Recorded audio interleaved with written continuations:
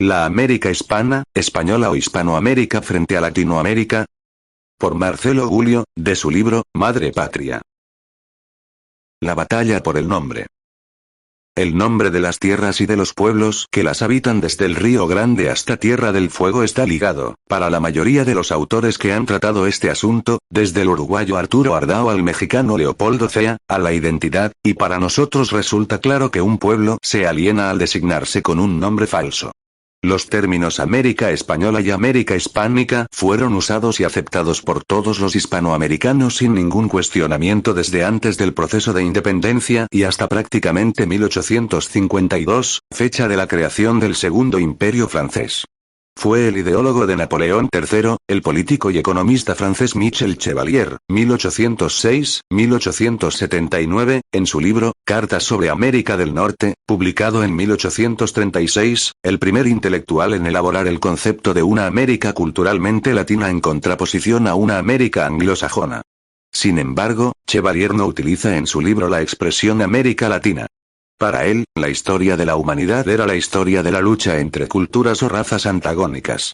Así que se enfrentaba la raza latina contra la raza germana, incluyendo esta a los anglosajones, en un combate que se había trasladado también al Nuevo Mundo, donde una América del Sur católica y latina trataba de resistir el avance arrollador de una América del Norte protestante y anglosajona. Nada más lógico para Chevalier que Francia, la primera y más poderosa de las naciones latinas, estuviera destinada a liderar a las naciones hermanas que en América libraban una lucha mortal contra la raza anglosajona. El 2 de diciembre de 1851, Luis Napoleón Bonaparte, presidente de la Segunda República Francesa, dio un golpe de Estado y disolvió el Parlamento.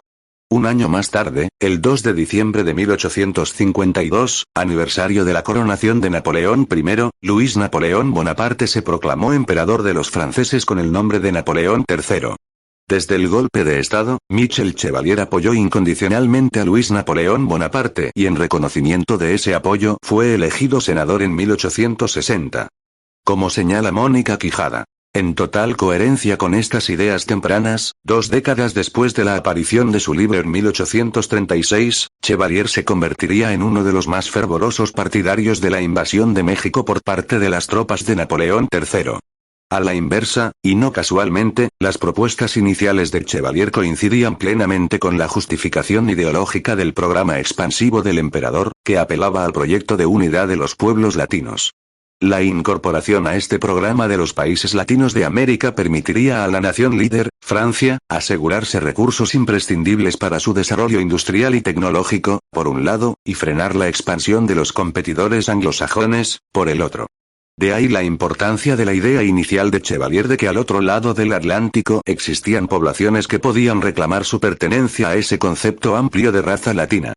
En 1850, también en Francia, el comerciante y escritor Benjamin Poussel, 1807-1872, en su obra Estudios de los intereses recíprocos de la Europa y la América, Francia y la América del Sur, sostendrá que Francia debe intentar frenar en el continente americano el expansionismo de Estados Unidos porque las naciones al sur del Río Grande comparten con Francia la misma civilización y nada tienen en común con los Estados Unidos. Evidentemente, influenciada por Chevalier y Poussel, una parte sustancial de las élites hispanoamericanas que, culturalmente, eran profrancesas y consideraban que París era la meca de la cultura universal, comenzaron a utilizar el adjetivo latino asociado al nombre América en los inicios de la década de 1850, y generalmente en el marco de viajes a Francia. Así lo hicieron el poeta dominicano Francisco Muñoz del Monte, 1800-1875, y el ensayista chileno Santiago Arcos Arlegui, 1822-1874, que bajo la influencia del pensamiento de Chevalier manifestaban que en América la raza latina estaba sufriendo la agresión de la raza anglosajona. El 22 de junio de 1856, el escritor chileno Francisco Bilbao Baquín, 1823-1865, en una conferencia que dictó en París titulada Iniciativa de la América. Idea de un Congreso Federal de las Repúblicas, afirmaba la existencia de una raza latinoamericana.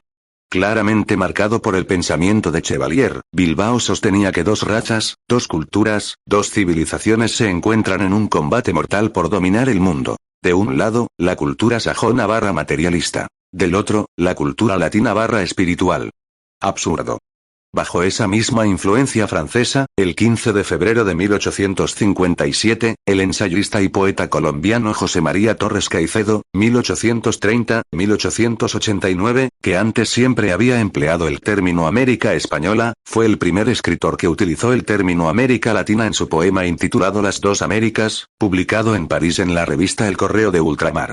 A partir de 1864, Torres Caicedo se instaló en la capital francesa y se convirtió en el encargado de dirigir la parte política de la revista, publicada en español entre 1842 y 1886, que desde 1852 se había convertido en el órgano de propaganda de la política cultural de Napoleón III y del Imperio francés. Así, podemos afirmar que desde 1864 Torres Caicedo no solo vive en Francia, sino que vive de Francia. Va de suyo, aunque ni Torres Caicedo ni Bilbao lo sostengan expresamente, que solo Francia, la única nación poderosa del mundo latino, podía defender en América la raza latina frente a la demoledora marcha de la raza sajona hacia el sur. Y a partir de 1858, Torres Caicedo únicamente utilizará el término América Latina. En 1861, cuando la expedición francesa a México estaba en su última fase de preparación, en la Revue des Races Latines se utilizó por primera vez, en una publicación gala, el término América Latina. Resulta evidente que Francia aspiraba a borrar y a eliminar del vocabulario de los hispanoamericanos, en la medida de lo posible, los términos y conceptos Hispanoamérica, América Hispánica y América Española, y las élites hispanoamericanas subordinadas culturalmente por la leyenda negra compartían ese objetivo. El gobierno francés se mostró generoso con los hispanoamericanos que colaboraban con su estrategia cultural y no se molestó con aquellos que mantenían una postura crítica respecto a la ocupación francesa de México. Los franceses tenían claro que lo decisivo era la batalla por el nombre. En este sentido, Vicente Romero afirma: a partir de 1860, Torres Caicedo comienza a utilizar y a difundir la expresión América Latina, con el apoyo firme, sostenido y sistemático de la Francia bonapartista. Con el tiempo, Torres Caicedo se transforma en el principal propagandista de la política panlatinista de la Francia imperial en el continente americano.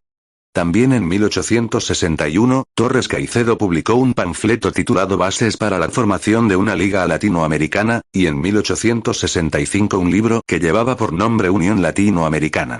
En 1875, presidió el primer Congreso Internacional de Americanistas, que se desarrolló entre 18 y el 22 de julio en el prestigioso Palacio Ducal en la ciudad de Nancy, en Francia, durante el cual fue notoria la tendencia a relativizar la importancia del descubrimiento de América por Cristóbal Colón, la intención de restar valor a la tarea realizada por España en América y el objetivo de alimentar la leyenda negra española de la conquista de América. Así, Paul Gafarrell presentó un trabajo titulado Les Phéniciens en Amérique, en el que sostenía la tesis de que los fenicios habían descubierto América. Benedict Groenders presentó una ponencia titulada Notes sur la découverte de l'Amérique antécolombienne, donde reivindicaba el descubrimiento de América por los islandeses. Asimismo, la ponencia de Gabriel Gravier titulada Le Roc de Dighton sostenía que los primeros en llegar a América fueron los escandinavos, que se habrían establecido en Massachusetts en el siglo XI. En la década de 1960, Arturo Ardao, como recientemente lo ha hecho Mónica Quijada, defendió el origen latinoamericano, y no francés, del concepto América Latina. Y tienen razón. Pero más importante que el origen es entender a qué fines sirvió y sirve el término dentro de la estrategia política del imperialismo cultural francés y del imperialismo cultural norteamericano. Curiosamente, cuando Francia fue derrotada en México, Estados Unidos se propuso alcanzar el mismo objetivo cultural, desterrar los términos Hispanoamérica o América Española, que se había propuesto Francia. Los estadounidenses continuaron la batalla por el cambio del nombre y en las universidades norteamericanas comenzará entonces a ser hegemónico el término América Latina. ¿Cuál fue la razón del éxito de la política cultural primero francesa y luego norteamericana? No hay que buscar la explicación en rebuscadas hipótesis que existen solo en la cabeza de los académicos sin criterio político. La verdad es mucho más simple. La razón del reemplazo del término Hispanoamérica por el de América Latina hay que buscarla en los prejuicios que había engendrado la leyenda negra en los hispanoamericanos. Aún los más antiimperialistas, como Manuel Ugarte, tenían vergüenza de llamarse hispanoamericanos, aunque en muchos casos, como el del propio Ugarte, amaran a España. En Hispanoamérica, las modas intelectuales, hasta el día de hoy, se han impuesto desde Francia, Inglaterra o Estados Unidos. El imperialismo cultural norteamericano obtuvo el mayor de sus éxitos en Hispanoamérica después de la Primera Guerra Mundial, cuando logró que la intelectualidad de izquierda, paradójicamente antiimperialista, y luego la sociedad hispanoamericana en su conjunto sustituyeran definitivamente el concepto de Hispanoamérica por el erróneo de América Latina para denominar a la región que se extiende desde Río Grande hasta Tierra del Fuego. Uno de los pocos intelectuales de izquierda que se dio cuenta de que esa mutación implicaba olvidar y renegar de una de las dos raíces constitutivas del propio ser de los pueblos que ocupan ese inmenso territorio, creando así una personalidad esquizofrénica, fue Juan José Hernández Arregui.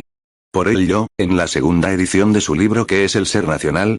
La conciencia histórica iberoamericana, escribió: esta versión que el lector tiene a la vista es exactamente igual a la primera, salvo en el reemplazo, cada vez que lo he considerado necesario, del falso concepto de América Latina, un término creado en Europa y utilizado desde entonces por Estados Unidos con relación a estos países, y que disfraza una de las tantas formas de colonización mental. No somos latinoamericanos. He explicado ampliamente, en otros trabajos y en este mismo, los orígenes y la confusión concomitante que significa hablar de América Latina con relación a estas tierras. He preferido por ello las denominaciones más acordes de América Hispánica o Hispanoamérica, y cuando se hace referencia al Brasil, hablo de América Ibérica o Iberoamérica.